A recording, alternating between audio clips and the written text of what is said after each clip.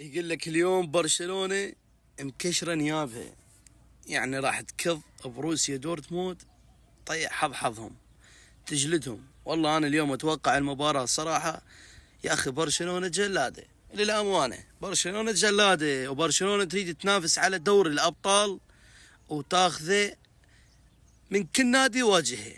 أي نادي يواجه برشلونة ما تعطيه مجال. برشلونة الاستحواذ، برشلونة الأداء، برشلونة اللعب، برشلونة النتيجة.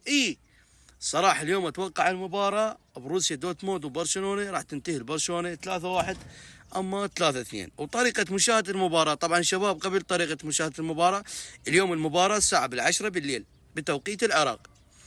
وطريقة مشاهدة المباراة طريقة مجانية وشغالة على كل الأجهزة، وتقدر تشوفها من خلال رابط مخليك اياه بالبايو.